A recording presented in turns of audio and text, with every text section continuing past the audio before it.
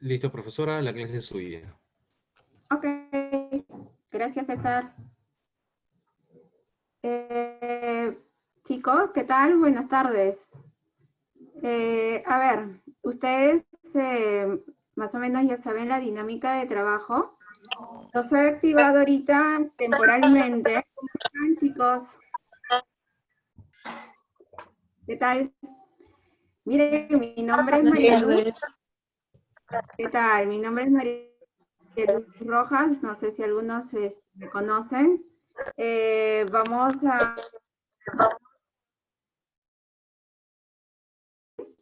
Entonces, yo sé que ustedes han tenido la oportunidad ya de revisar algunos materiales que están colgados en el aula Se le virtual. escucha un Como, poco entrecortada.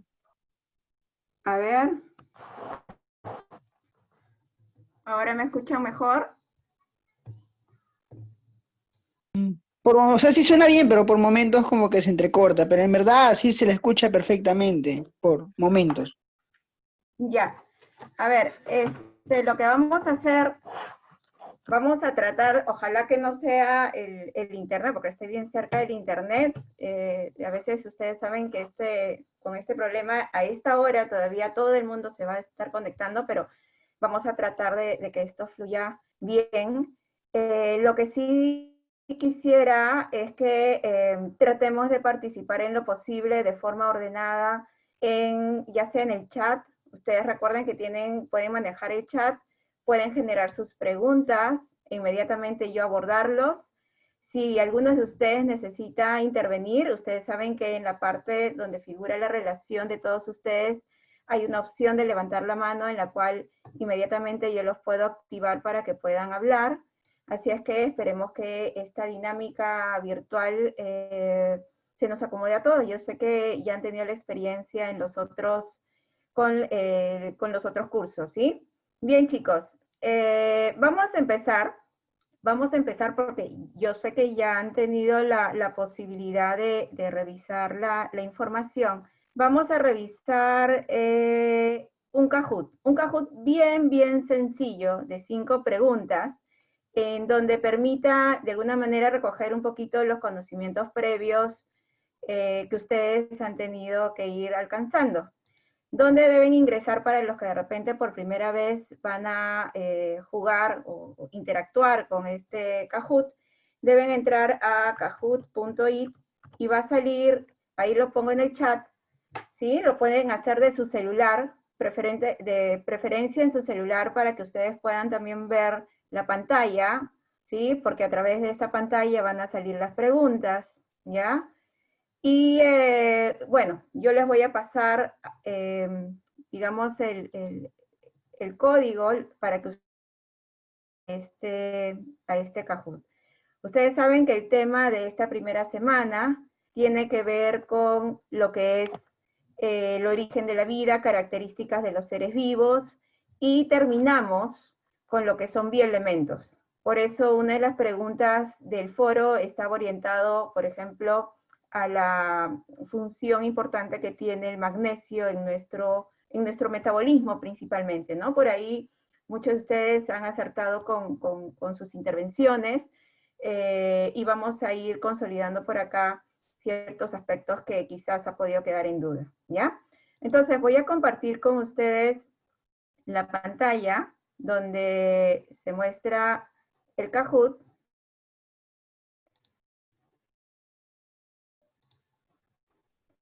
Un momentito.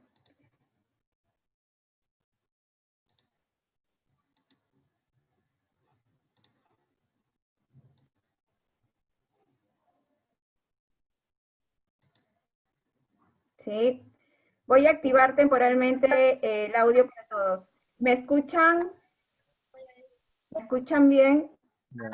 Sí, ¿Sí? sí, claro. Perfecto. Sí. Bien, entonces Sí, pueden perfecto, visualizar perfecto. la pantalla donde está el Kahoot. ¿Sí? Llegaron a entrar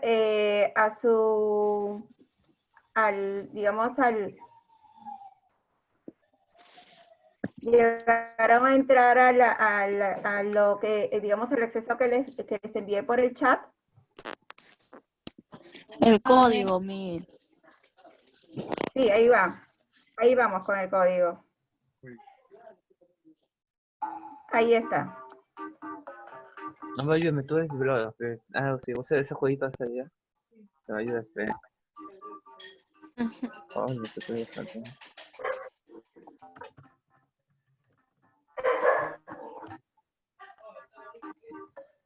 18, sí.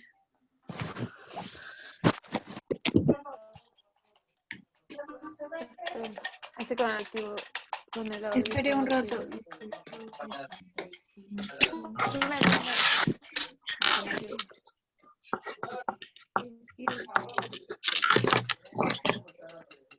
A ver, ya llegó, ya entró Andrés.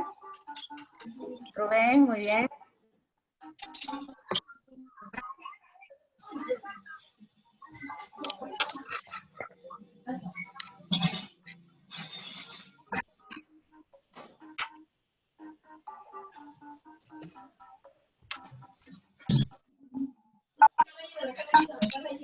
Muy bien. Ángel, Liliana, Lucero, Renata. Vamos.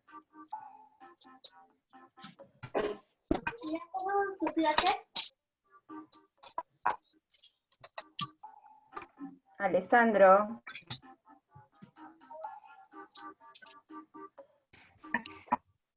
Yaquita. Vamos, chicos. Juan, bien.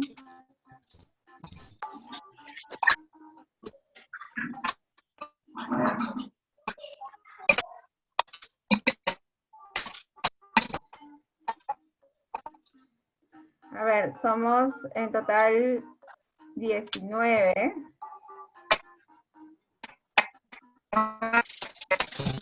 Hay 10, faltan 9 chicos.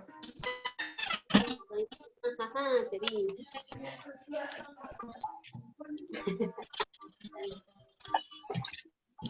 Bien.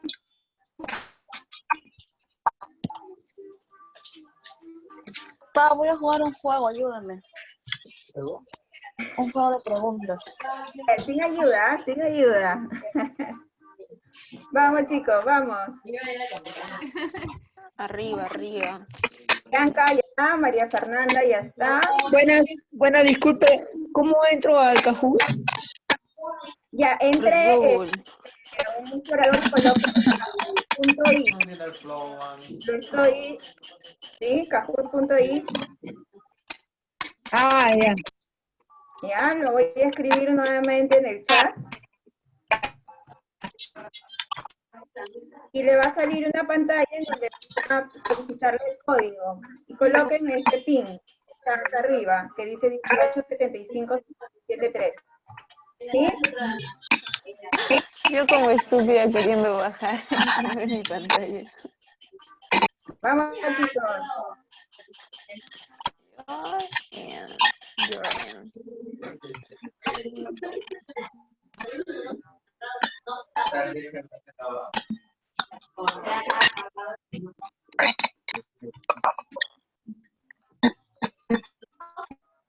Bien.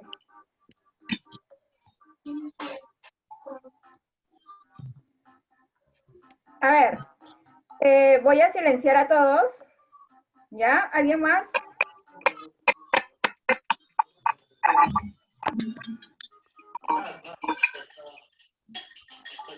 Hay 12, ¿ah? No, Gemma lo he separado y esto. No, hasta que la Clara Ya, digo. Hay 15. Faltan 3.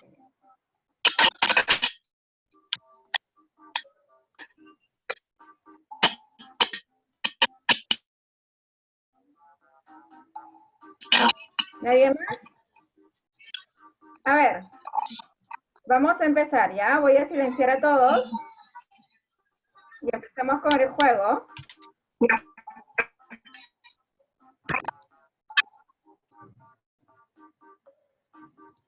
A ver. Empezamos.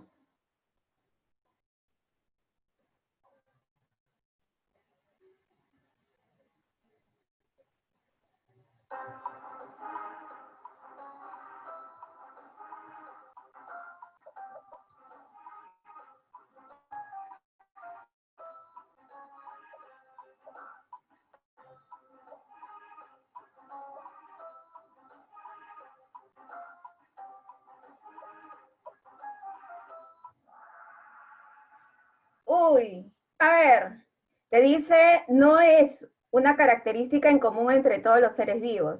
Todos los seres vivos somos sistemas termodinámicamente abiertos. Lo que no es en común es que todos requieren un constante aporte de energía luminosa. Recuerden que la energía luminosa lo requieren principalmente los organismos fotosintéticos. Nosotros, por ejemplo, que somos heterótrofos, no requerimos de ello, ¿sí?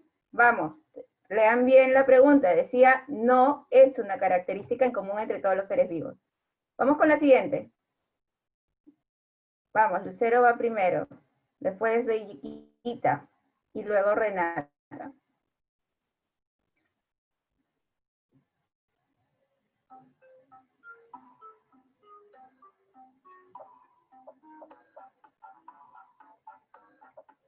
Leamos bien la pregunta, chicos. El crecimiento de una ameba se da por crecimiento.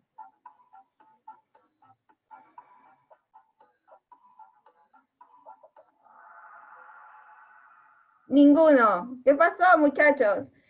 Chicos, era crecimiento, no era división, no era reproducción.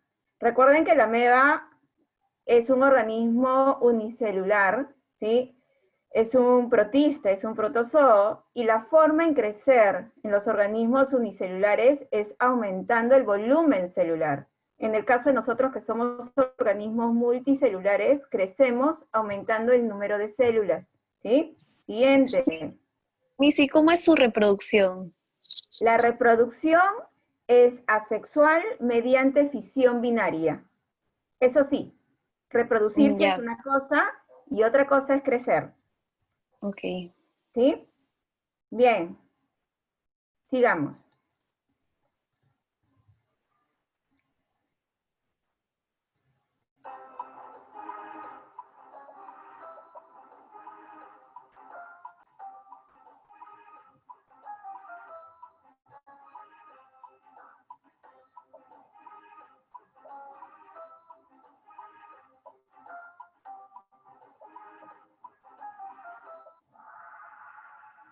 Bien. En este caso, quien propuso esta hipótesis de la biogénesis fue Francisco Redi. Efectivamente. Needham, recuerden que era un vitalista, apoyaba la hipótesis de la generación espontánea. Aristóteles fue el responsable en plantear la generación espontánea.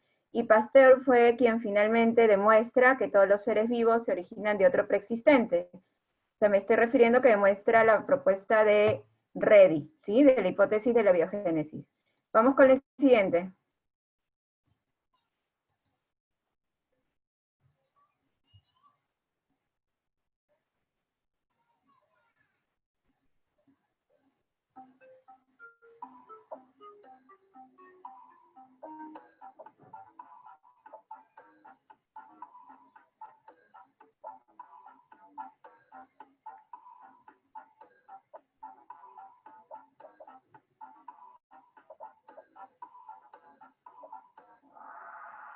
Bien, magnesio, chicos. Y justo era una de las preguntas del foro. El magnesio es un buen cofactor orgánico, tiene la función de ser un catalizador inorgánico, ¿sí? Un cofactor, perdón, inorgánico, ¿sí? Y vamos a continuar.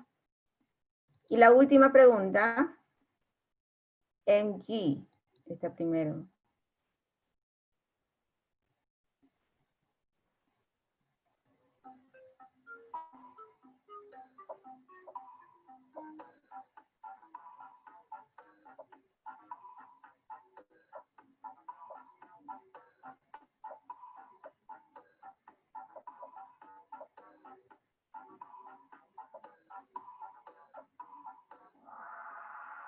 Bien, el hierro, chicos. El hierro es un bioelemento que lo vamos a encontrar en diferentes estructuras, entre ellas en unas enzimas que forman parte de la cadena transportadora de electrones, que es la cadena respiratoria, específicamente en estas proteínas que son los citocromos. A ver, con esas 5 preguntas prácticamente terminamos este Kahoot. Y aquí tenemos en el tercer lugar a Vale. En el segundo, María José. En el primero,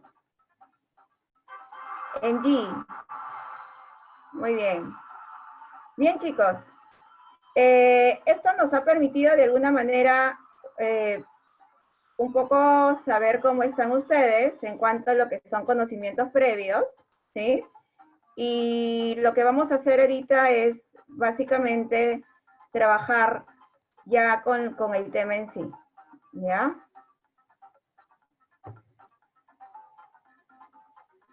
A ver, un momentito.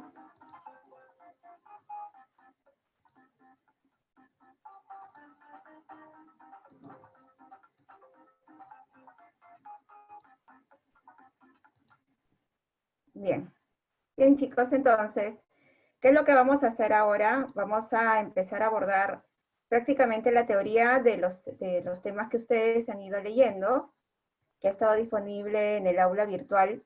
Lo que nuevamente les recalco es que si ustedes tienen alguna pregunta, pueden levantar la mano o de manera ordenada también, pueden ustedes desactivar su audio y preguntar, ¿sí?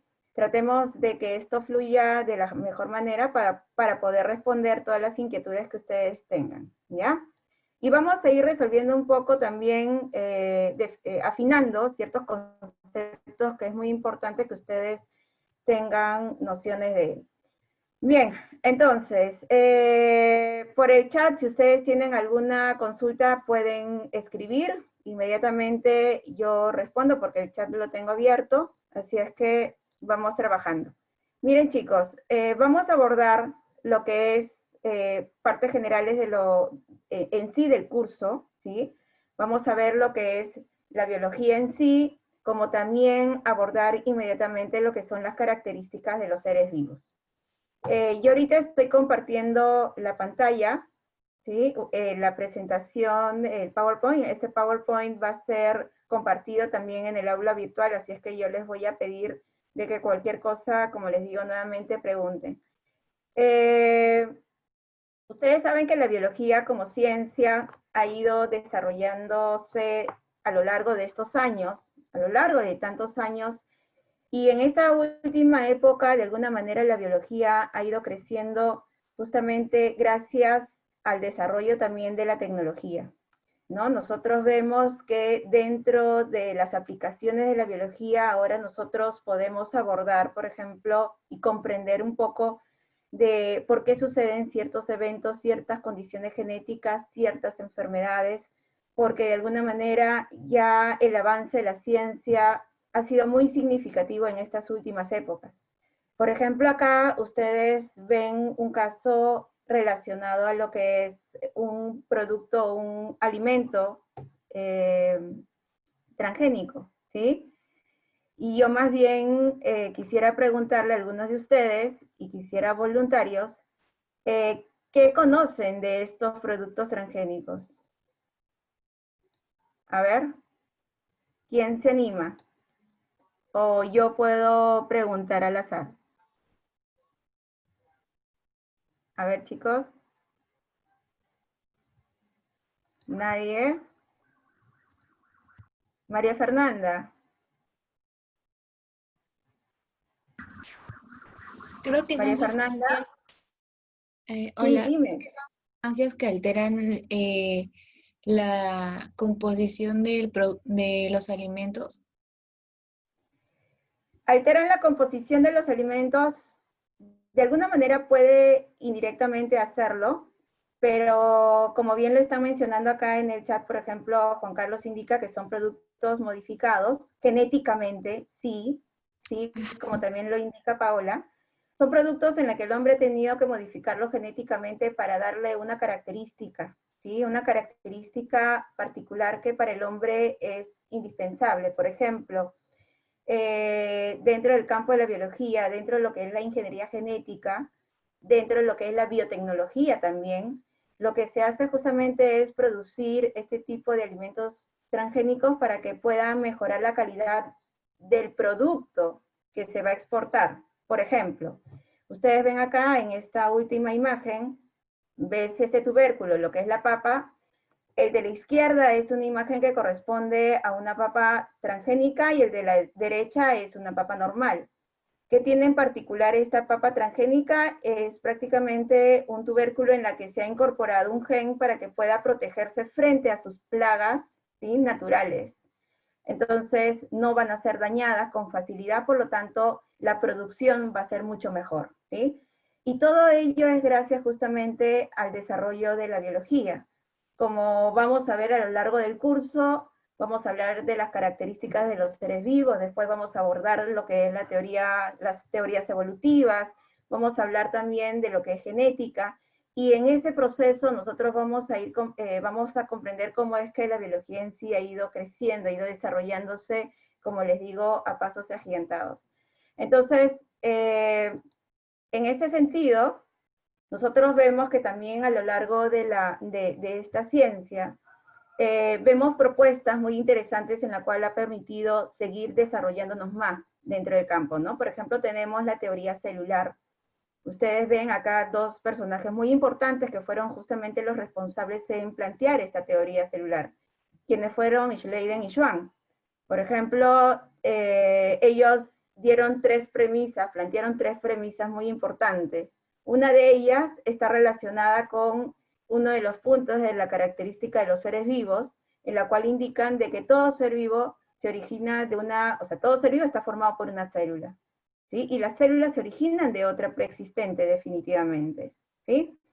Y en el caso, por ejemplo, de esta teoría de selección natural propuesta por Darwin, de alguna manera nos permite entender de cómo ocurren los procesos evolutivos.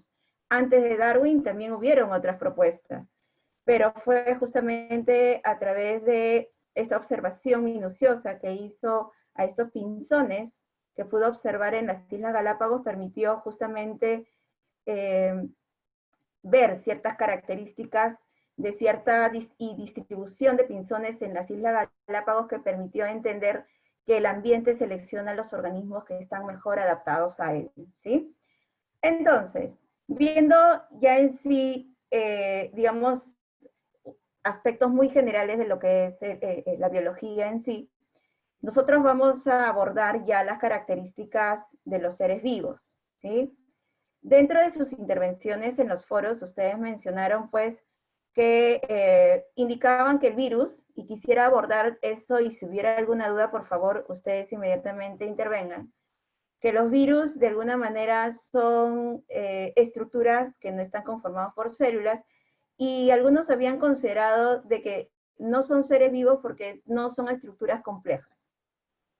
Ahí sí tendría una pequeña observación, porque de alguna manera, por más que el virus sea una estructura muy simple en el sentido de tamaño, ¿sí?, porque es una estructura mucho más pequeña que una bacteria, está estructurado por ejemplo, en algunos casos, por una envoltura de membrana, ¿sí? Tiene una estructura proteica que es, digamos, que vendría a ser la cápside, que protege el material genético. Entonces, de alguna forma, sí son estructuras complejas. Tiene cierta organización. Y al tener esas estructuras, definitivamente están formados por biomoléculas que a su vez están formados por bioelementos. Entonces, todos los seres vivos en sí somos estructuras altamente complejas. Desde un organismo unicelular como una bacteria, porque está conformado por membrana, tiene citoplasma, tiene material genético, en fin, tiene muchas estructuras en él, como por ejemplo el flagelo, tiene las fimbrias. También nosotros como organismos complejos, multicelulares, también somos estructuras, digamos, muy bien organizadas.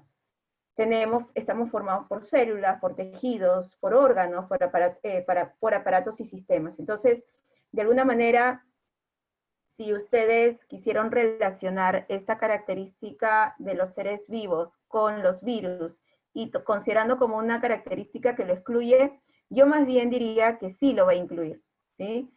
Sí sería una característica que permita también relacionarlo con los virus, porque definitivamente, como les digo, por ser una estructura muy sencilla, permite también ser una estructura a la vez compleja estructuralmente, ¿ya? Otra característica importante vendría a ser de que la unidad básica de vida, ¿sí?, vendría a ser la célula. todo ser vivo definitivamente está formado por células, ¿sí? Por ejemplo, hace un momento en una de las preguntas del Kahoot, ¿no? Se mencionaba la ameba. La ameba es un organismo unicelular. Las bacterias también lo son. También tenemos hongos unicelulares. Y por ahí ustedes recuerdan qué hongo unicelular hay. Como ejemplo, ¿quién me dice? A ver, chicos. Levadura. ¿Quién? Levadura. La levadura, exacto. La levadura es un hongo unicelular, perfecto. Pero también tenemos hongos multicelulares como lo que vemos acá, ¿sí? Y tengan en cuenta que la unidad básica de todo ser vivo siempre va a ser una célula, ¿sí? Otra característica es que todos los seres vivos crecemos. Y acá fue, digamos, me imaginé que iban a tener un poquito de dificultad porque lo iban a relacionar con la forma de reproducción que tiene la ameba, ¿ya? Todos los seres vivos crecemos. Por ejemplo, nosotros, la forma de crecer es, por ser multicelulares, aumentando el número de células, ¿sí? En el caso de los organismos unicelulares, la forma de crecer es aumentando su volumen, ¿sí? La masa en sí de la célula, pero no en números, porque recuerden que está conformado solo por una célula. Entonces, los procesos de crecimiento en realidad va a variar dependiendo de qué organismo vendría a ser. Por ejemplo, si hablamos de los artrópodos, ustedes saben que hay artrópodos que pasan por un proceso de metamorfosis, como es en el caso de los anfibios también. En el caso de nosotros no, tenemos un crecimiento continuo, ¿sí? Entonces, ya el proceso de crecimiento va a cambiar dependiendo del tipo de organismo, ¿ya? Luego, si vemos otra característica más, acá es que todos los seres vivos nos llegamos a reproducir, ¿sí? Vamos a generar descendencia. ¿Y cómo es la descendencia? Si es genéticamente igual o genéticamente diferente el progenitor, va a depender mucho del tipo de reproducción que se realice, ¿ya? Yo quiero aclarar lo siguiente. Uno de los puntos que ustedes abordaron en el aula virtual, en el foro, y coincidieron en realidad con la respuesta, es que los virus no son, digamos, son estructuras que para poder replicarse, generar copias, necesitan de ingresar a una célula huésped, ¿sí? Y muchos de ustedes indicaban que justamente para poder reproducirse necesitaban de una célula. Sí, es cierto, pero por ellos mismos no pueden replicarse, por ellos mismos no pueden reproducirse, ¿sí? Y viendo estos dos tipos de reproducción, sexual y asexual, si bien más adelante hay un tema específico en el cual vamos a describir mejor estos aspectos, viendo así a rasgos generales, ustedes saben que la reproducción asexual nos lleva a la formación de organismos genéticamente iguales. Y acá un poquito adelantando los tipos de reproducción asexual, por ejemplo, tenemos la fisión binaria. Esta fisión binaria es un tipo de reproducción asexual muy característico en las bacterias. Tenemos una reproducción asexual por esporulación. Que tú ves acá es donde esa célula va a esporular y va a liberar esporas hacia el entorno, como lo hacen los hongos, por ejemplo. Gemación. A ver, ¿quién me dice quién hace ese proceso de gemación? A ver, chicos. Los viriones. Los Viriones. Cuando salen. viriones o vibriones. Viriones. Virión.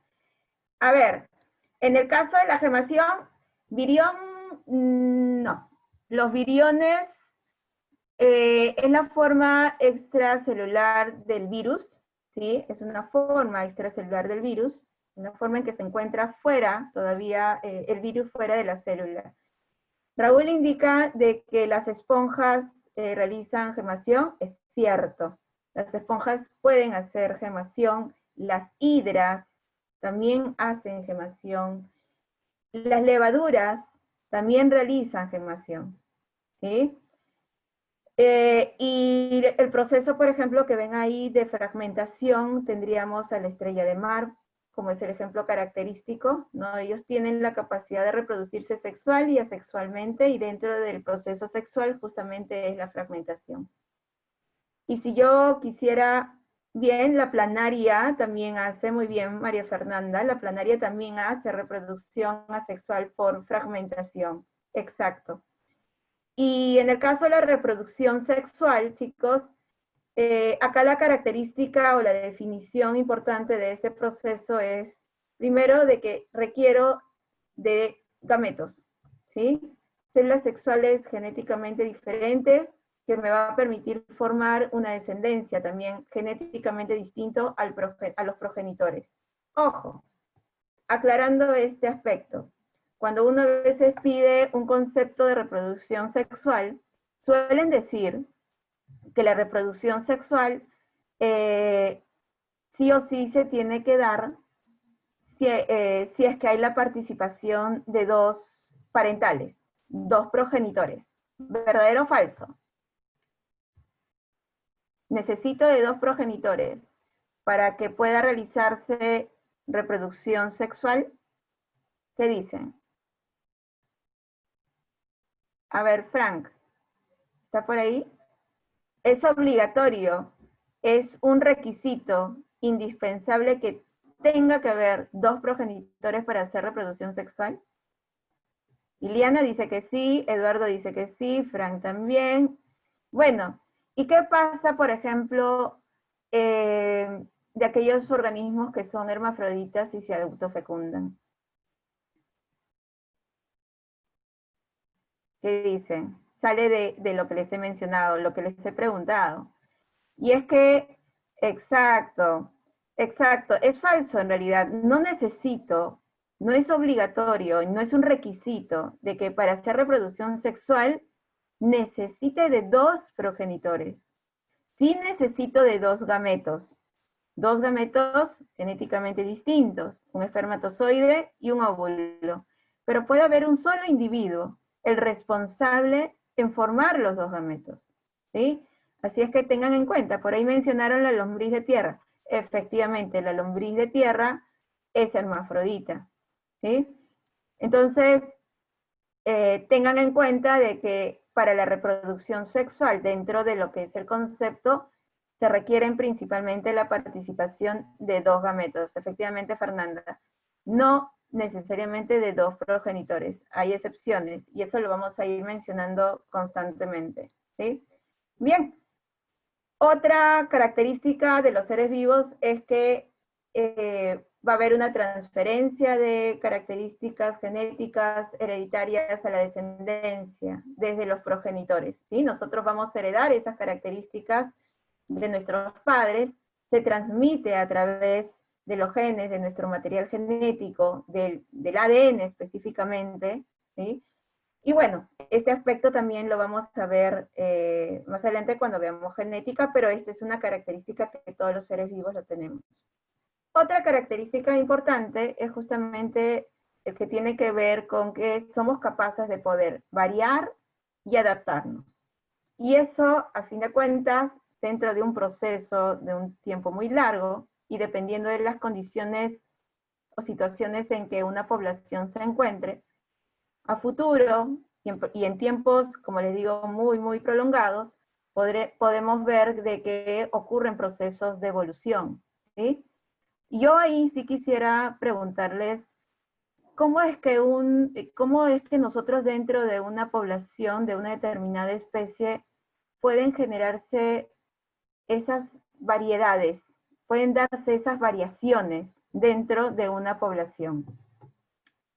A ver, ¿quién me dice?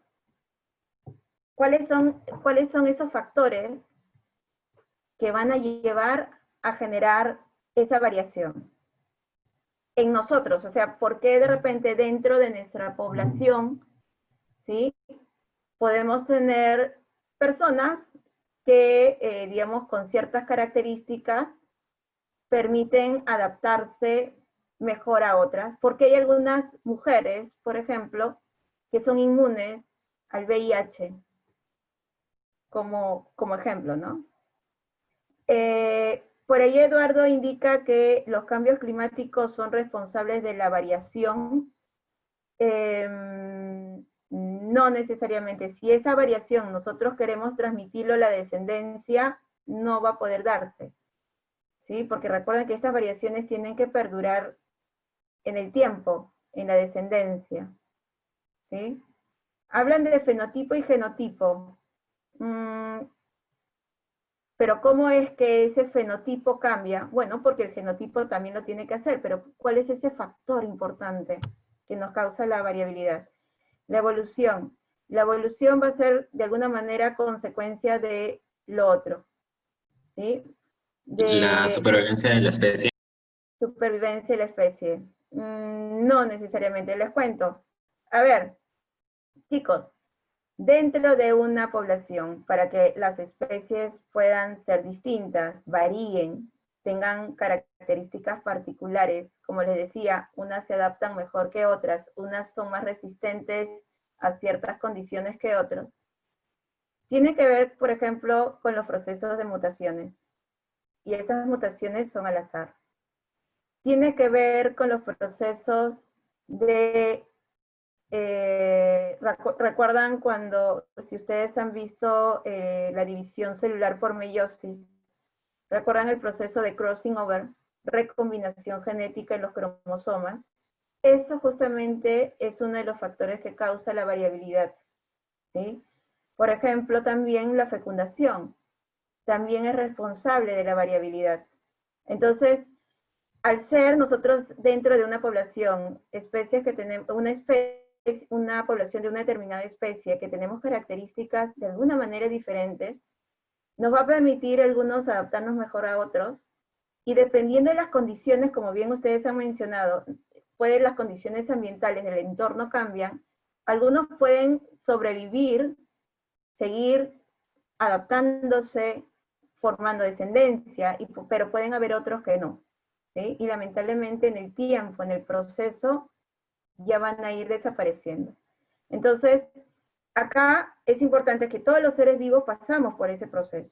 ¿Variamos? Sí, variamos por estos factores que les he dicho, ya sea por mutaciones, variamos por el crossing over de la meiosis, se forma la variabilidad genética por el evento de fecundación, y esas variaciones nos permiten de alguna manera adaptarnos mejor a ciertas condiciones. Y eso a lo largo del tiempo nos va a permitir acumular características que van a ser ventajosas, y frente a un entorno que va a cambiar, si es que se da, eso va a llevar a lo largo de mucho tiempo procesos evolutivos, ¿sí? Y eso lo vamos a ir especificando más adelante, porque hay un tema en el cual vamos a hablar de evolución. Otra característica también importante es que todos los seres vivos somos capaces de interactuar con el medio ambiente y responder frente a estímulos. Siempre vamos a responder frente a estímulos, ¿sí? Por ejemplo, vemos cómo frente a la luz más intensa o menos intensa, nuestras pupilas se pueden dilatar más o no, ¿sí? O se contraen. Luego ustedes ven acá una imagen de una planta carnívora. Las plantas carnívoras también responden frente a estímulos. Ustedes ven ahí una especie de valvas, ¿sí? Esas se cierran cuando los insectos se posan dentro. Justamente el hecho de que el insecto se pose dentro es el estímulo para que estas valvas puedan de alguna manera cerrarse, ¿sí? Entonces, todos nosotros, todos los seres vivos, siempre vamos a responder a estos estímulos. Otra característica es que, todos los seres vivos vamos a tener un tiempo finito de vida, ¿sí? Ningún ser vivo es eterno, ¿ya?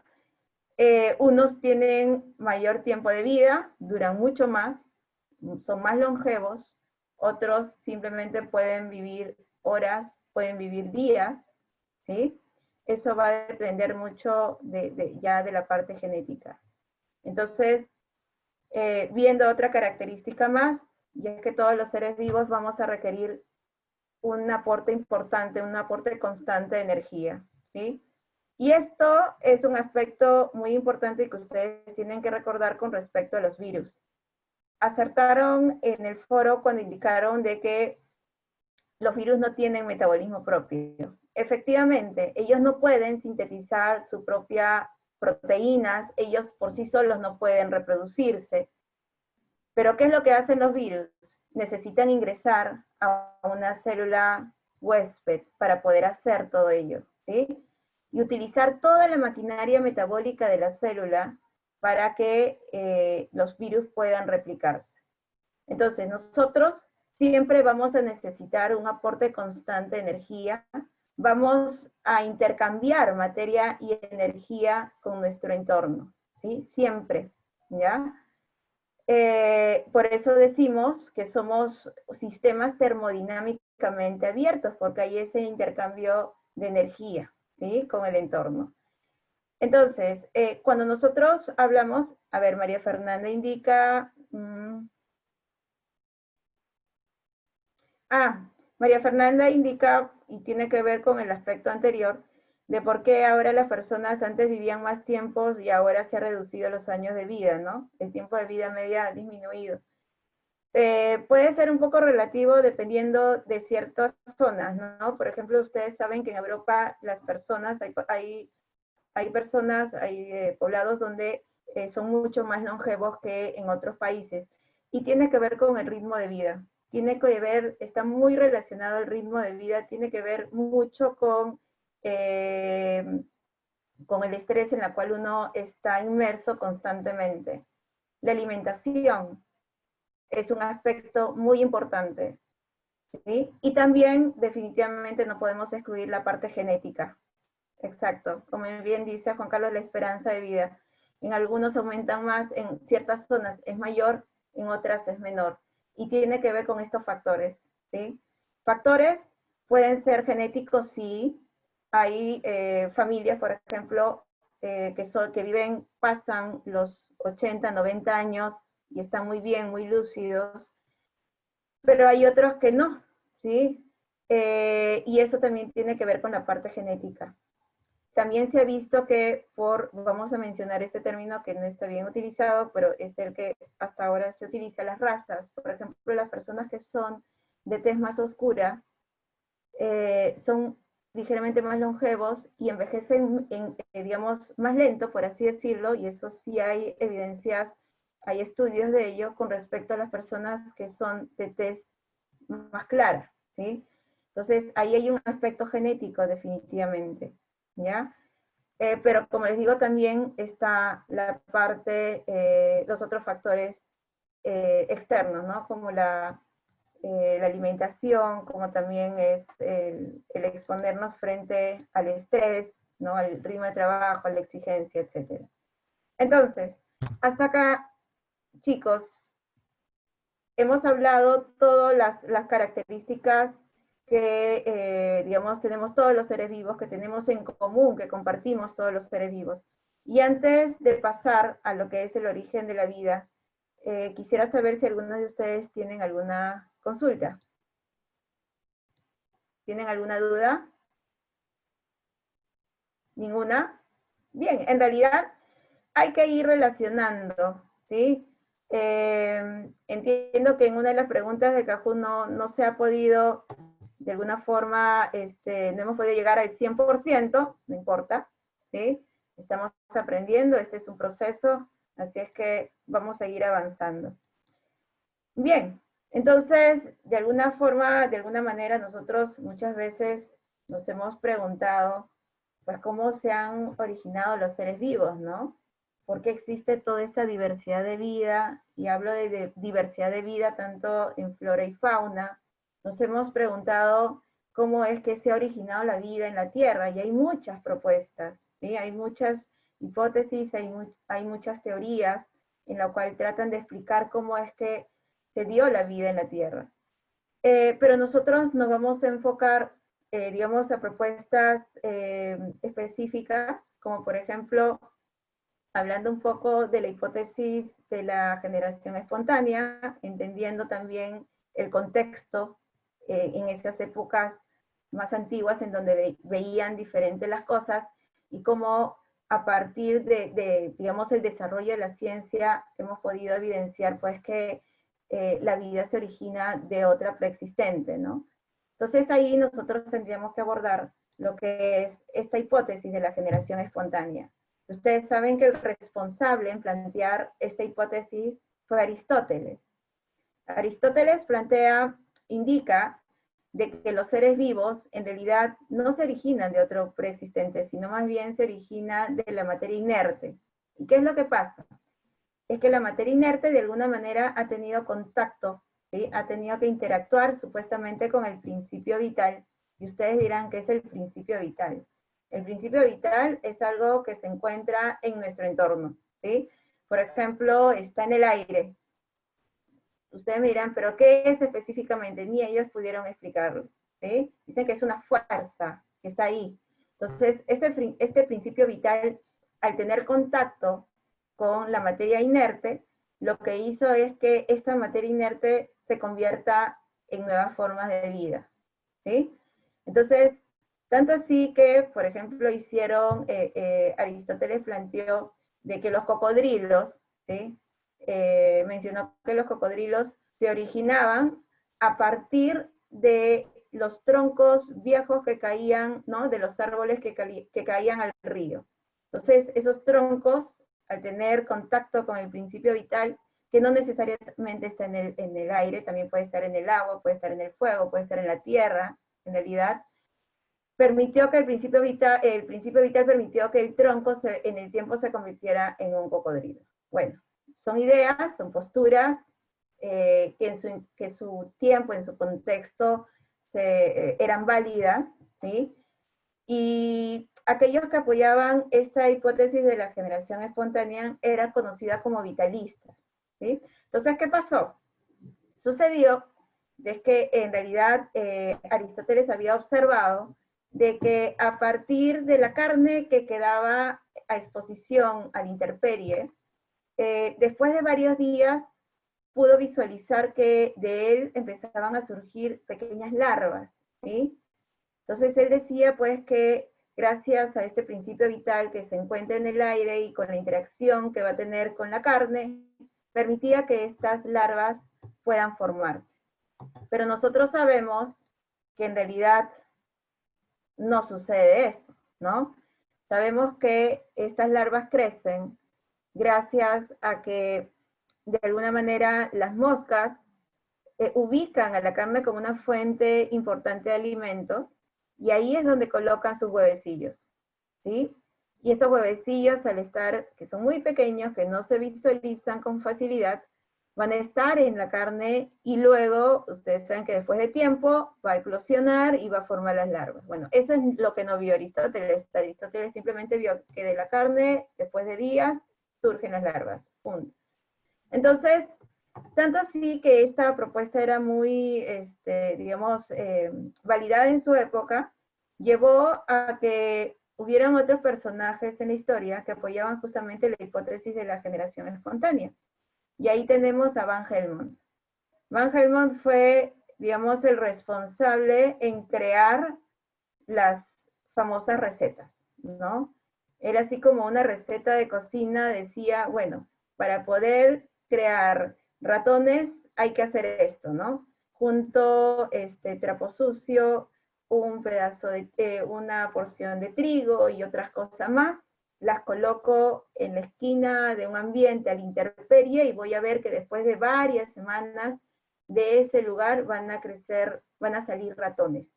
¿Sí? Y efectivamente, salían ratones, pero lo que no se veía es que ese ambiente se convertía como una fuente de alimentos de ratones que estaban alrededor en el entorno y lo utilizaban pues como un medio para poder vivir, se reproducían y obviamente se encontraban ratones, ¿sí? Entonces, Van Helmont, recuerden que también fue un vitalista y apoyaba a la generación espontánea. Sin embargo, ya después de los años y de los siglos también, Francisco Redi justamente fue el responsable en plantear la hipótesis de la biogénesis. ¿Qué es lo que hace él?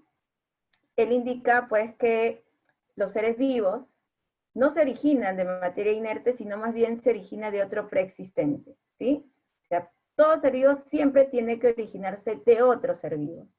Y tanto así, de que va a tratar de generar un experimento muy sencillo, en donde coloca, por ejemplo, acá, un frasco abierto con, digamos que no lo cubre, ¿no? Y coloca la carne, y vemos que, y paralelamente coloca otro, más bien que lo va a cerrar, ¿sí? Coloca otro frasco con carne, pero lo cierra herméticamente. Después de varios días, encuentra que en el frasco que está abierto hay crecimiento de gusanos. Perfecto, ¿sí? Y este de acá más bien no crece ningún gusano. Entonces, ¿qué es lo que dice Redi? Que para que estos gusanos puedan crecer, han tenido que ingresar supuestamente las moscas que hay alrededor, colocar los huevecillos en la carne, y a partir de estos huevecillos en el tiempo eclosionan y forman las larvas. En cambio acá, en el frasco cerrado, como está herméticamente cerrado, no dejan ingresar las moscas. Por lo tanto, no va a haber crecimiento de larvas. Hasta ahí muy bien, y creo que nosotros también lo entendemos de esa manera. Más bien, ustedes saben que si la generación espontánea era algo que perduró por mucho tiempo, pues no va a haber un vitalista que inmediatamente acepte esta propuesta, esta postura de Redi. Y le hicieron las observaciones. ¿Cuál creen que fue esa observación, chicos? ¿Cuál creen que fue? Al cerrar completamente el frasco, Ya, al cerrar completamente el frasco, ¿qué es lo que hizo? ¿Qué pasó?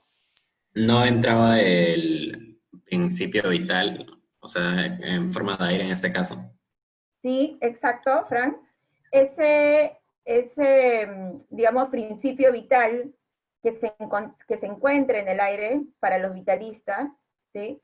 No pudo ingresar en ese frasco que está cerrado herméticamente, por lo tanto no tuvo contacto, no pudo interactuar con la carne y no permitió el crecimiento de las larvas. Bueno, sí, es cierto. Y si es que hay que de alguna manera demostrar que la biogénesis es correcto, habría que hacer una propuesta, un proceso experimental que permita justamente el ingreso del aire, ¿sí? Porque ahí supuestamente está el principio vital. También lo sostiene Juan Carlos y Raúl. Bien, entonces, esa fue, digamos, la manera de poder los vitalistas indicar que la postura o esta hipótesis de la biogénesis propuesta por Redi no era correcta, ¿sí? No dejaba ingresar el principio vital en ese frasco, por lo tanto, no íbamos a ver crecimiento alguno de algún ser vivo acá, en este caso de los gusanos. En cambio acá, como el frasco estaba abierto, dejaba ingresar el principio vital y perfectamente vamos a ver la aparición de gusanos.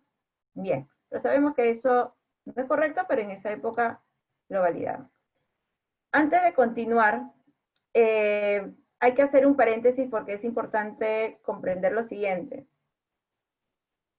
Hasta donde nosotros hemos hablado con Redi, Aristóteles, recuerden que hasta esas épocas, cuando uno habla de los seres vivos, usualmente se enfoca a los seres vivos de tipo macro, o sea, de los que uno puede observar.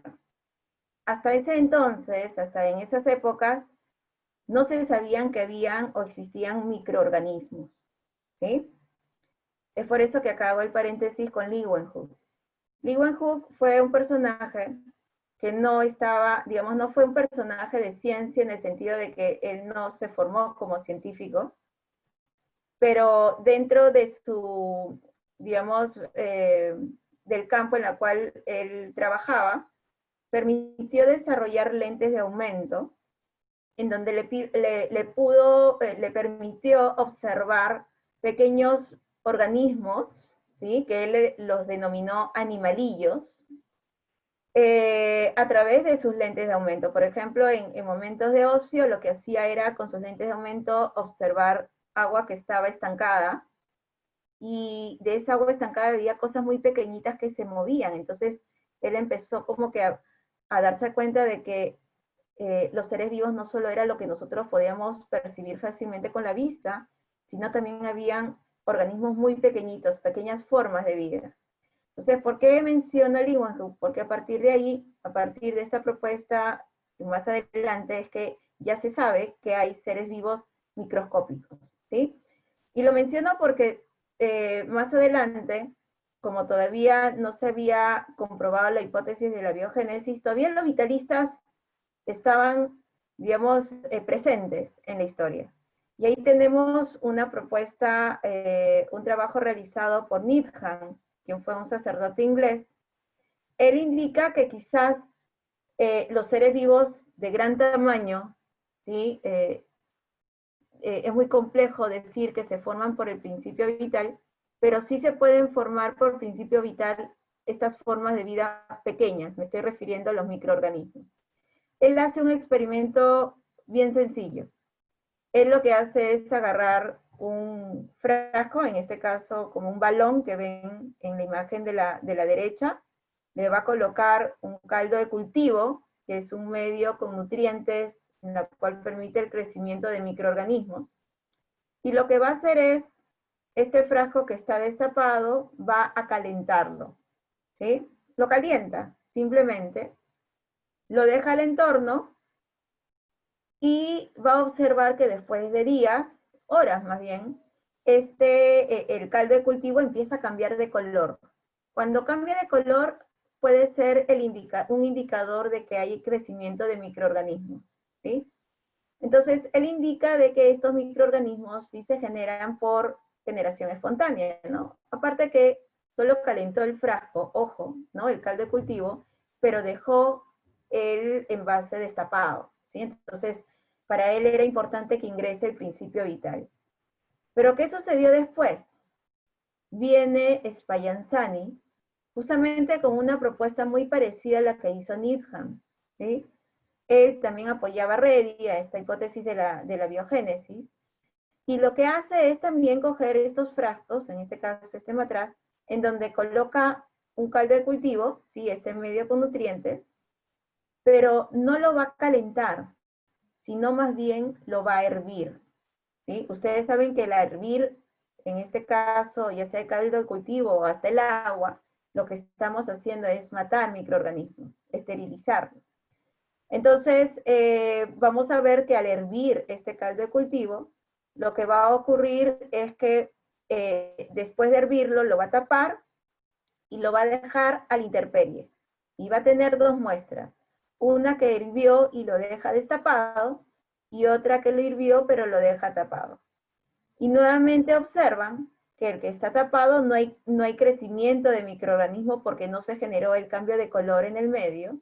En cambio, en el caso del frasco que estaba destapado, sí se generó ese cambio de color, por lo tanto es un indicador de que hay crecimiento de microorganismos, ¿sí? Y por lo tanto Spallanzani que dice, ¿no? Que para poder crecer los microorganismos en ese medio de cultivo ha tenido que ingresar microorganismos que están en el ambiente. Perfecto, es cierto. Pero nuevamente, ¿qué observación le hacen los vitalistas? ¿Sí? Le hace la observación, recuerdan, de que no, los vitalistas necesitan ver un experimento para poder darse cuenta que su propuesta no es correcta, necesitan ver un experimento en el cual permite el ingreso del principio, para ellos el ingreso del principio vital. Pero en el segundo frasco, al no crecer microorganismos es porque está tapado. Si los vitalistas refutan, indicando que ahí no va a crecer nada, lógicamente porque no deja ingresar el aire, el principio vital, ¿sí? Entonces, nuevamente cae esta hipótesis de la biogénesis, pero viene un tercer personaje en la historia que es muy importante, muy conocido también, quien fue Pasteur, ¿sí? Él lo que va a tratar de hacer es justamente permitir que ingrese el principio vital y demostrar que la hipótesis de la biogénesis es correcta. Él coge un balón, como ven acá, como estoy señalando en el cursor, ¿sí? Coge un balón, le coloca el medio de cultivo, perfecto. ¿Qué es lo que va a hacer después? Con fuego va a darle la forma del cuello, ¿sí? De un cuello de cisne, ¿sí? Por eso se llama balón de cuello de cisne. Y lo que va a hacer después es hervir, ¿sí? Hervir el caldo de cultivo. Al hervir sabemos que esteriliza el medio. ¿Y qué va a suceder? Lo va a dejar a la intemperie. Ustedes ven acá que el extremo, ¿sí? De este frasco no está tapado. Supuestamente está dejando ingresar el principio vital. Dejó las horas, ¿no? Y no llegó a observarse absolutamente ningún tipo de crecimiento de microorganismo porque no se generó cambio de color del medio cultivo. ¿Qué pasó después? Como observan acá en esta imagen que estoy señalando con el cursor, es que Pasteur lo que va a hacer es inclinar el frasco para que el medio de cultivo tenga contacto con esta parte del cuello. ¿Por qué? Porque es acá donde ha quedado retenida los microorganismos que han ingresado y que se encontraban en el entorno. Y al tener contacto con el caldo de cultivo y luego colocarlo en la posición original, o sea, lo para, después de horas ve que el caldo de cultivo se llega a contaminar, cambia de color. Entonces, él indica que para que pueda crecer acá microorganismos, ha tenido que ingresar los microorganismos que están en el entorno. Y acá no había forma de poder refutar este experimento, esta propuesta, porque recuerden que para la generación espontánea, para los vitalistas, era importante que ingrese el principio vital. Y con este experimento permitió el ingreso, supuestamente, para ellos, del principio vital, pero no ocurrió nada, ¿sí? Entonces, esta es la propuesta sólida en la cual demuestra de que la hipótesis de la biogénesis es correcta, de que todo ser vivo se origina de otro preexistente, ¿sí? Hasta ahí, ¿alguna duda? Yo les pregunto, entonces, nómbrenme ustedes quiénes fueron los vitalistas de lo que hemos ido nombrando. A ver, eso tienen que recordarlo, ¿ah? ¿Quiénes fueron vitalistas? Aristóteles, bien. ¿Ya? ¿Quién más? Dejan. No fue el único, ¿ah? Hubieron dos más que he nombrado. Van Helmont. Van Helmont, perfecto. Quien fue el responsable de la creación de las famosas recetas. ¿Y quién más? ¿Recuerdan? Needham, muy bien. Needham, quien planteó, digamos, esta propuesta de que quizás los microorganismos son los que se originan por generación espontánea, ¿no? ¿Y quienes apoyaron a la biogénesis? También fueron tres. Ready. Spallanzani, perfecto, y Pasteur, bien, es quien demuestra. Ojo que Leeuwenhoek no participa acá, o sea, Leeuwenhoek ni es vitalista ni apoya la biogénesis, ¿ah? Simplemente se mencionó porque es parte de la historia en la que permite entender de que hay formas de vida mucho más pequeñas, ¿sí? Bien, chicos, entonces, hasta acá todo claro, no hay ningún problema. Y lo que vamos a ver, a grandes rasgos, lo que es la teoría de la evolución química, que fue justamente una de las preguntas del foro. Y muy bien lo que han hecho.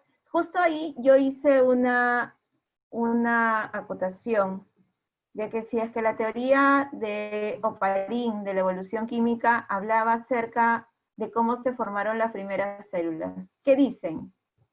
A ver, ¿verdadero o falso? ¿Habló acerca de cómo se formó las células? A ver, ¿han leído la teoría? Sí han leído, sí conocen. ¿Habla de cómo se formaron las primeras células? ¿Sí? En realidad, chicos,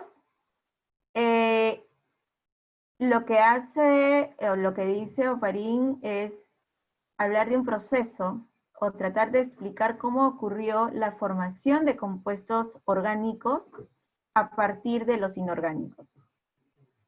Porque ustedes saben que a partir de los compuestos orgánicos, más adelante, los compuestos orgánicos son la base de la vida y que más adelante permite formar las primeras células, ¿sí?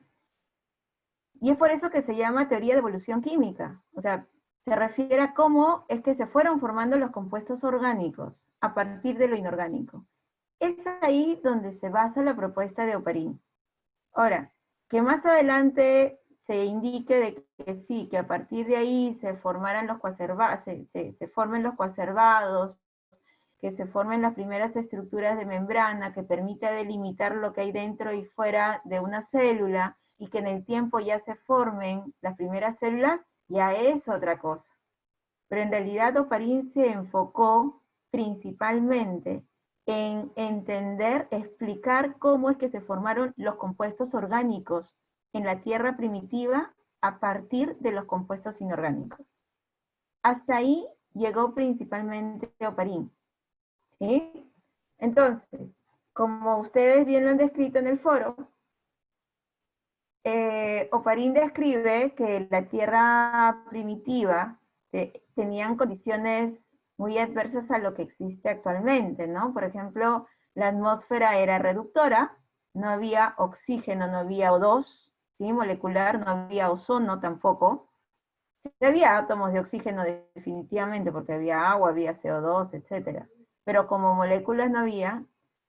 Y él indicaba pues que en esa atmósfera reductora también habían otros gases, ¿sí?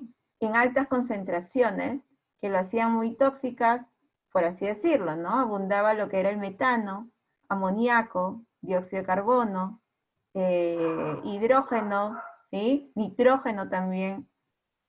Y lo que vamos a ver es que gracias a esa fuente importante de energía que existía en esa Tierra primitiva, como son las tormentas eléctricas, ¿sí? Esa gran radiación que incidía a la Tierra porque en esas épocas no había capa de ozono, ¿sí?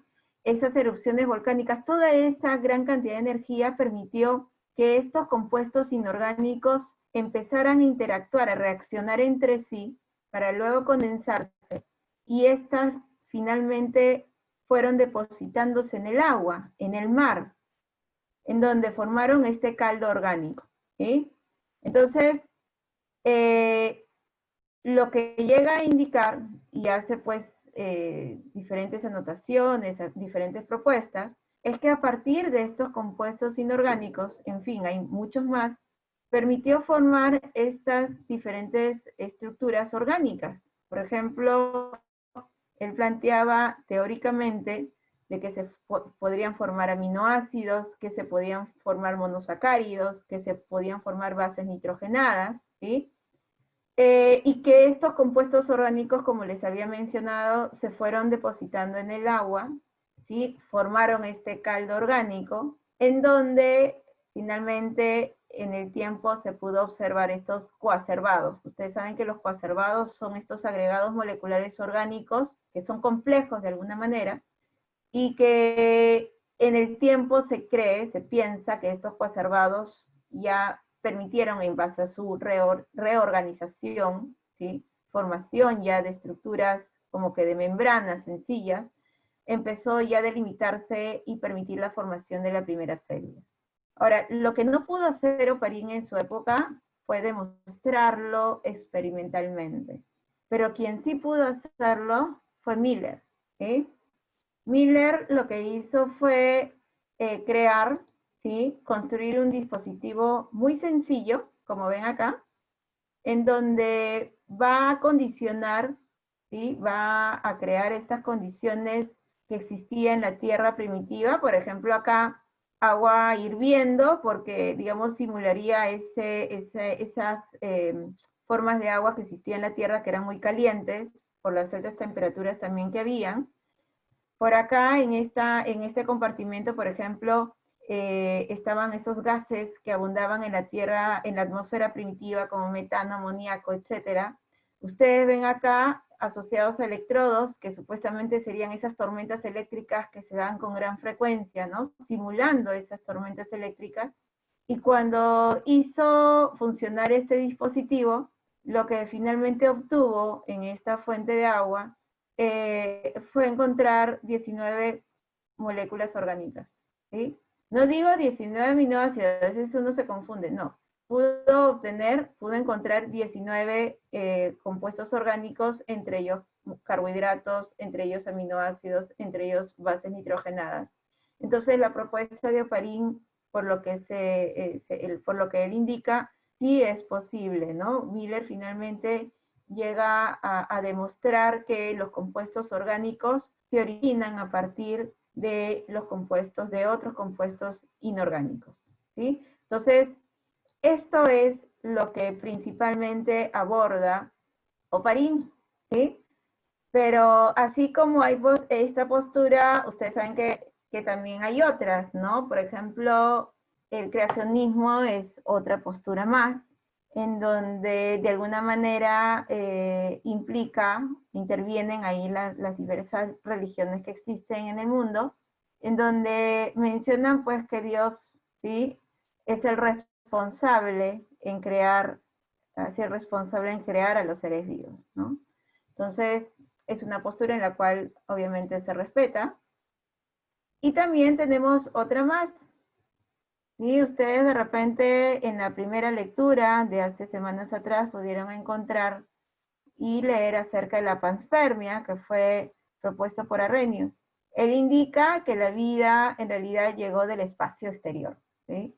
Él menciona de que a través de los meteoritos, ¿no?, que caían constantemente en la Tierra, estos llegaban pues con compuestos orgánicos, llegaban con esporas, y llegaban con células muy pequeñas, muy simples, como son bacterias, ¿no?, que existían en otros planetas, y estas fueron las responsables en ir poblando, ¿no?, poco a poco la Tierra. Ahora, evidencias, pues le digo que sí hay evidencias, ¿sí? Hay estudios de ello, y ahí ustedes tienen al final un meteorito en la cual se encontró en la Antártida y en donde se encontraron justamente estos restos, ¿sí? Pero bueno, como ustedes saben que no se sabe en realidad si esto es posible, de que se ha encontrado una evidencia así, pero no sabemos si esta evidencia ha llegado en realidad desde fuera y llegó a la Tierra, o es algo que se llegó a contaminar llegando ya a la Tierra, estando ya en la Tierra, ¿no? Hace muchos años atrás. Entonces, digamos, es una propuesta más, no es algo que todavía ha sido validado, pero bueno, es lo que hasta el momento se tiene, ¿no? Y hay otras más también. Entonces, con esto, ¿sí?, ya una vez como ustedes han ido mencionando acerca de las características, digamos, esta propuesta de la teoría de la evolución química, ustedes saben que las primeras células que se formaron, ya una vez que uno tiene los compuestos orgánicos, ya ha ido delimitándose esta membrana, esa estructura de membrana, e ir formando esa primera célula. ¿Qué tipo de células, y les pregunto, qué tipo de células fueron las primeras al formarse? A ver, ¿quién me indica? ¿Cuáles fueron las primeras células que se formaron hace millones de años atrás? Y hay evidencias, ¿ah? Se dice que las primeras células... Las procariotas. Muy bien, procariotas, exacto. Y las procariotas, bajo las condiciones que había en esa época, en esa tierra primitiva, en esa atmósfera primitiva, ¿cómo eran metabólicamente? Extremófilas. Ya, extremófilas, vivían en condiciones extremas, a altas temperaturas. ¿Eran aeróbicas o anaeróbicas inicialmente? Anaeróbicas. Bien, anaeróbica se refiere, para los que de repente no conocen del término, es porque es un organismo que vive en condiciones sin oxígeno. Recuerden que en la Tierra primitiva no había O2 en la atmósfera. Entonces los primeros seres vivos que se formaban no disponían o no necesitaban de oxígeno. Una vez que ya se tienen a las primeras bacterias digamos, estas procariotas anaeróbicas, luego surgen las bacterias autótrofas, que hacen, exacto, María Fernanda, eran células muy simples, muy sencillas, ¿sí? Que hacen digamos, las bacterias, surgen las bacterias, como les decía, se me fue, autótrofas, ¿sí? Porque lo que van a hacer ellos es aprovechar ese carbono del CO2 para formar su propio alimento, ¿sí? Pero, ¿qué es lo que trae como consecuencia ello? ¿Recuerdan que hacen, qué tipo de proceso hacen las plantas cuando hacen fotosíntesis? Toman CO2 y ¿qué liberan? A ver, ¿qué liberan las plantas cuando hacen fotosíntesis? Consumen CO2, muy bien, Valeria. Oxígeno. Liberan oxígeno. Liberan oxígeno, ¿sí? Entonces, el segundo grupo de bacterias que se fueron formando, en realidad fueron las autótrofas. Estas empezaron a fijar ese carbono de CO2 porque era también lo que más abundaba, y de ese proceso iban liberando el oxígeno. Entonces, poco a poco, el oxígeno fue, de alguna manera, poblando, se empezó a presentar en el entorno, y es ahí donde después surgen las bacterias que son las aeróbicas, ¿sí? Entonces, es como que metabólicamente también se da como un proceso, ¿no? Primero están las anaeróbicas, luego surgen las autótrofas, y luego están las aeróbicas. Y luego de que ya se tienen esta diversidad de células procariotas, es que finalmente ya se desarrollan, ¿no? Surgen las eucariotas. Recuerden que las eucariotas ya son células mucho más complejas, ¿sí? Estructuralmente hablando también, porque tienen organelas, tienen envoltura nuclear, etc. Y bueno, ya con funciones más específicas, ¿sí? Entonces, más o menos ha sido así, digamos, el proceso de formación de las células. Ojo, que este proceso de formación de células no tiene nada que ver con lo propuesto por Oparin. Oparin, acá, ni Miller, en su experimento, ojo, quédense con lo que hace en su experimento, no muestra cómo se forman las células. En su experimento va a tratar de demostrar cómo se forman cómo se formaron los compuestos orgánicos, ¿sí? A partir de los compuestos inorgánicos. Bueno, entonces chicos, esto es lo que básicamente tiene que ver con la primera parte, ¿sí? Hemos hablado de las características de los seres vivos, hemos mencionado acerca de estas propuestas del origen de la vida. Ustedes tienen material teórico para leer. También tienen una separata de ejercicios. ¿La han podido visualizar? ¿Han podido ir avanzando esa separata? Es una separata de 30 preguntas. Y les comento que 5 de ellas, ¿sí? De esas 30 preguntas, han sido utilizadas en el Kahoot. Entonces, esta dinámica, para que ustedes puedan entender, digamos, esta dinámica de trabajo, es que ustedes inicialmente vayan revisando la información, ¿sí? Esta parte, digamos, de interacción virtual con los profesores, permite justamente tratar de consolidar de lo que ustedes han podido leer y comprender mejor, y esto les va a permitir finalmente poder desarrollar bien la separata de preguntas. Entonces, hay una separata de 30 preguntas, aváncenlas, traten de avanzarlas. Nosotros tenemos 1 hora más y vamos a abordar lo que es bioelementos, ¿sí? Ahí vamos a abordar el magnesio, por ejemplo. Y al final, en el cierre, voy a proponer otras preguntas más, 5 preguntas más de Kahoot, para ver qué tanto han podido comprender, ¿sí? Entonces, yo creo que han podido entender y comprender estos aspectos generales, ¿no? De estos 2 temas iniciales. Lo que sí les pediría es que tratemos de interactuar más también en el foro, porque en el foro a veces nos permite sacar algunas dudas. También tienen la posibilidad de poder enviarme mensajes por el aula virtual. Por ahí alguien me escribió y respondí inmediatamente. Nosotros estamos conectados constantemente. Así es que la próxima semana sale nuevamente otra pregunta en el foro y espero que también ustedes puedan interactuar más.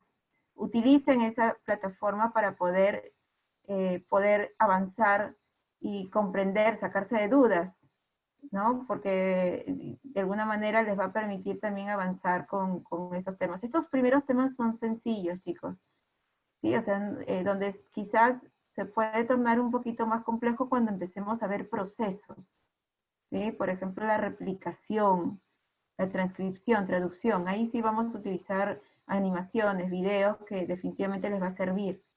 Pero sí es importante de que estos primeros temas queden claros, sobre todo conceptos. Como siempre les digo, porque ya falta poco tiempo para terminar. Por ejemplo, ¿quién me define qué es autótrofo? Ya he hablado ahorita de organismos autótrofos. Ya, perfecto. Pero como definición, ¿qué es un autótrofo? Fabrican su propio alimento. Sintetizar. A ver, Raúl dice, fabrica su propio alimento. O Frank, creo que fue. ¿Qué más? Sintetiza su propio alimento. Claro, ustedes lo deducen de la palabra. Auto, ¿no? Auto uno mismo, ¿sí? Son organismos que producen su propio alimento. Bueno, les comento que es como que un concepto medias, ¿ah? Porque los organismos autótrofos, aparte de fabricar su propio alimento, tienen como fuente de carbono, el fuente de carbono del CO2. Es gracias a esa fuente de carbono del CO2 que permite formar su propio alimento. ¿Sí? Los organismos autótrofos justamente son ellos. Son definidos como organismos capaces de fijar el carbono del CO2 para formar su propio alimento. Por eso les decía que ese concepto estaba como que a medias. En cambio, un organismo heterótrofo, ¿qué sería? A ver, ¿cómo lo definen? A ver, Raúl o María Fernanda. Descomponen, dice. Descomponen, dependen de otros.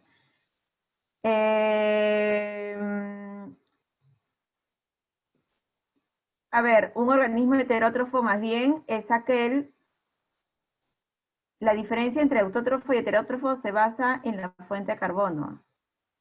Autótrofo, hemos dicho que fijan su carbono a partir del CO2 para formar su propio alimento. Y en el caso de los heterótrofos, no. Su fuente de carbono no es el CO2. Nosotros somos heterótrofos.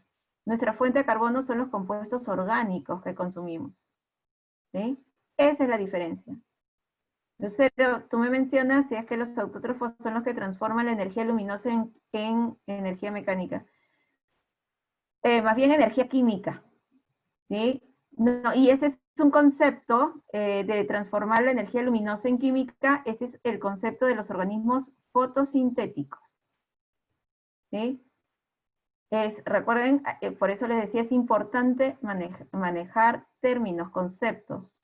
¿Sí? Porque a veces las preguntas nos pueden parecer un poco ambiguas, pero en realidad no lo son, porque no manejamos bien los términos. ¿Sí? Entonces, chicos, a las 7:30 ya terminó nuestra, ¿no? ¿O me equivoco? 7:30 creo que acaba nuestra clase, ¿sí? Y lo que vamos a ya dejar, 7:45. Ya, entonces, vamos a continuar y no voy a compartirles esta otra presentación, ¿sí?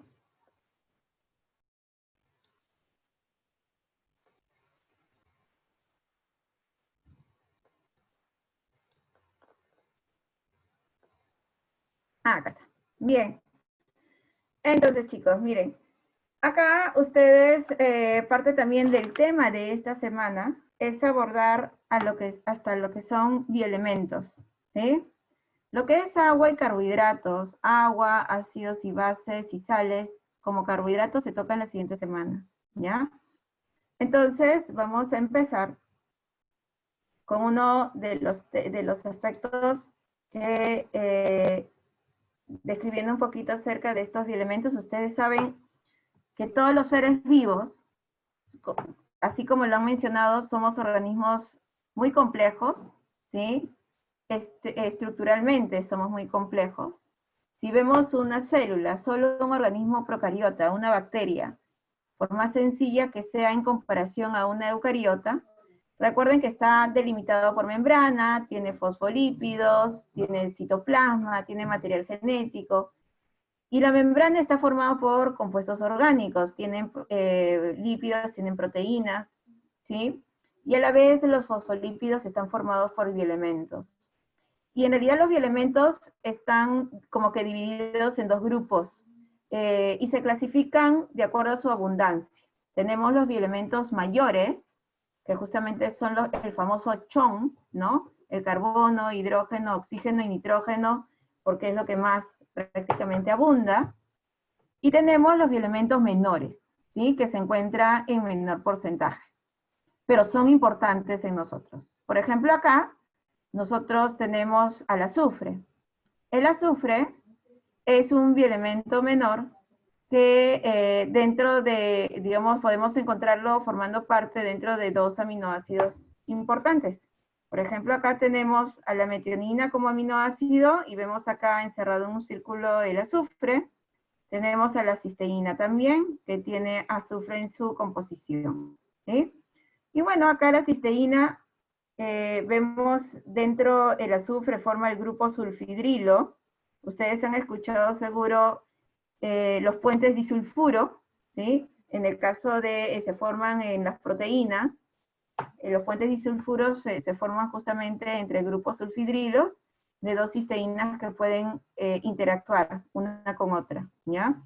Y también vemos acá, tenemos el azufre en otro componente importante, que seguro ustedes también lo han escuchado, la coenzima A, ¿sí? De repente han escuchado el término acetilcoenzima A. La acetil-CoA forma como un intermediario del proceso de la respiración celular, que más adelante lo vamos a abordar. Pero sí me gustaría de que ustedes de alguna manera traten de definir,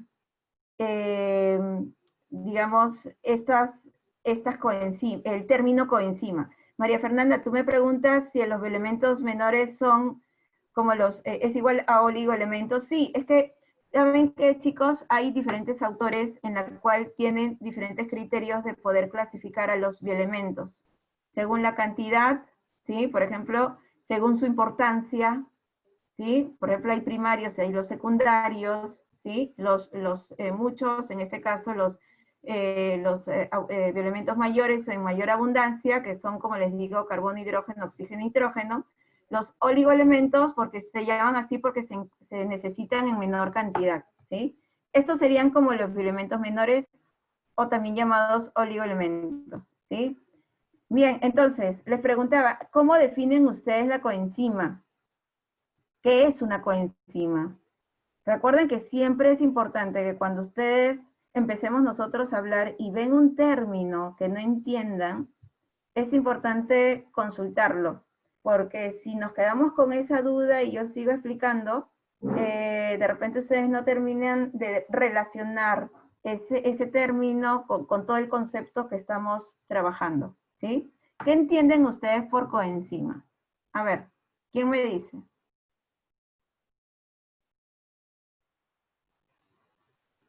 ¿Han escuchado del término cofactor?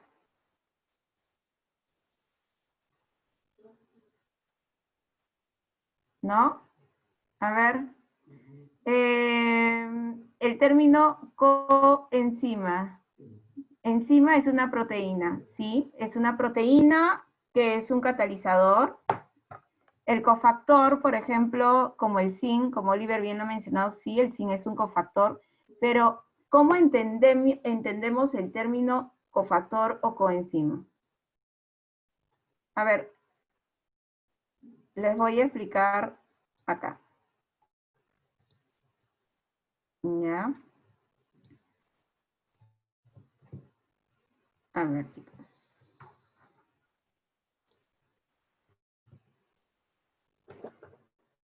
Ya, a ver, ustedes saben que las enzimas son proteínas que van a catalizar, acelerar los procesos metabólicos, ¿sí?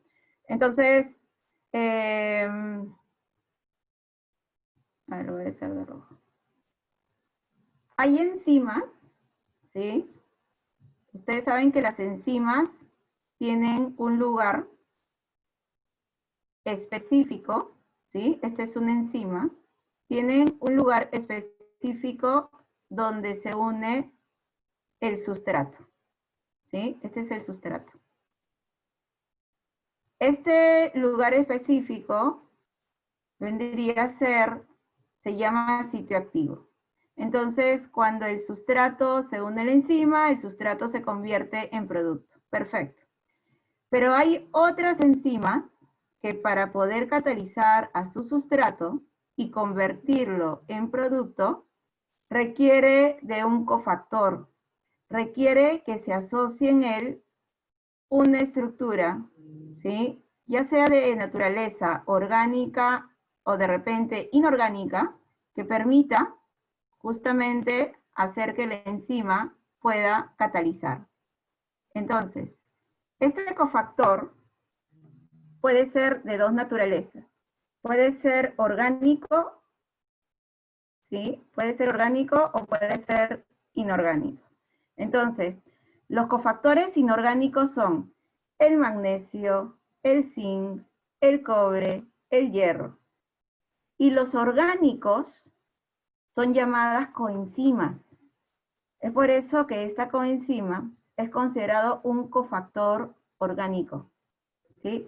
Cuando ustedes respondieron acerca del magnesio, ¿sí? Muchos de ustedes relacionaron a la importancia que tienen los procesos fisiológicos, ¿no? A muchas funciones, a muchos procesos que ocurren en nuestro cuerpo.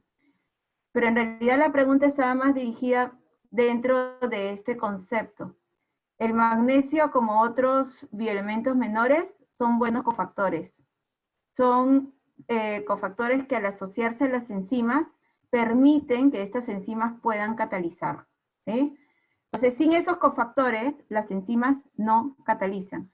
Ojo, yo no he dicho que todas las enzimas dependan de cofactores. Hay algunas que sí dependen de cofactores, hay otras que no dependen de cofactores, ¿ya? Entonces, se entiende lo que es,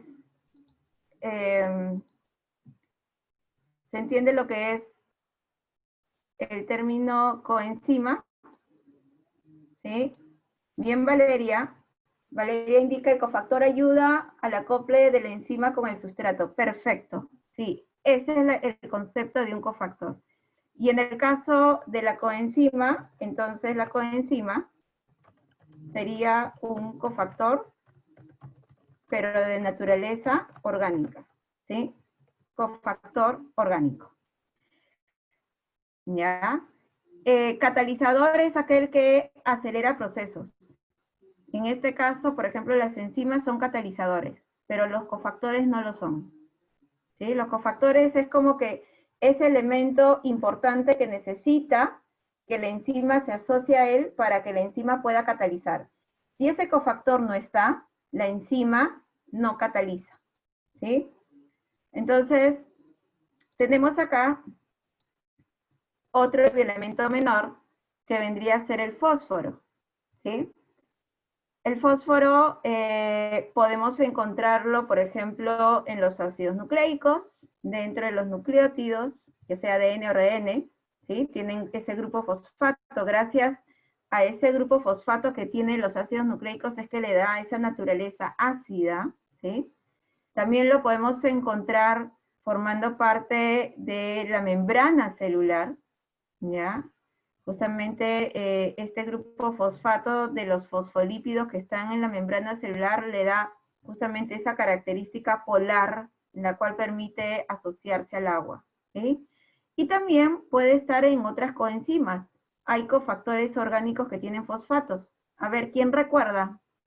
¿Quién me podría decir un cofactor orgánico que tiene fósforo?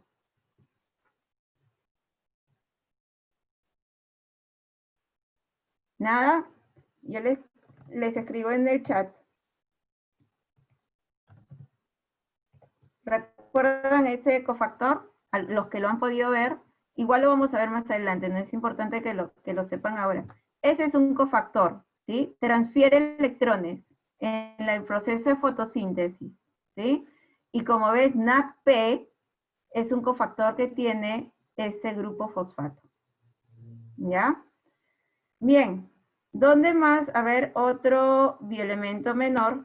Ahí está, también está en el ATP. El ATP sí, son las siglas de este término adenosín trifosfato, ¿sí? Tiene 3 grupos fosfatos, ¿no? El ATP es como la moneda energética de la célula, la responsable en transferir energía para los diversos procesos químicos que realiza.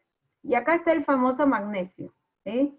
El magnesio que fue preguntado en el foro. El magnesio, estructuralmente, ¿dónde lo encontramos? Por ejemplo, lo encontramos acá en la clorofila, ¿ves? Esta es una molécula de clorofila y ves que en el centro está el magnesio, ¿sí? También en su forma iónica puede actuar como un catalizador asociándose a enzimas. Por ejemplo, como les decía, actúa como un cofactor, ¿sí? Miren la enzima, se asocia a la enzima, una vez que se asocia a la enzima, puede catalizar al sustrato. Sin este cofactor, sin ese magnesio, la enzima no cataliza. Y algunas de las respuestas en el foro indicaba de que el magnesio participa principalmente en las reacciones químicas energéticas. Por ejemplo, les comento, si ustedes recuerdan, hay una enzima llamada ADN polimerasa, que es la enzima que participa en el proceso de replicación de ADN, ¿sí? En la que duplica el ADN. Esa enzima, si bien su función no tiene nada que ver con la energía, pero es una enzima que depende de magnesio. Si ese magnesio no está o se encuentra en menor cantidad, la enzima va a empezar a catalizar menos, ¿sí? Porque depende de ese cofactor. Esos son los cofactores, ¿sí? En el caso del magnesio es uno de los, digamos como cofactor, es uno de los más importantes que se utilizan o que participan dentro del proceso de la glucólisis. Cuando nosotros veamos glucólisis, que es el proceso donde se degrada la glucosa para obtener energía, en ese proceso de glucosa hasta obtener el producto final de la glucólisis, hay varias enzimas que participan en ese proceso de degradación, ¿sí? De ruptura de la molécula.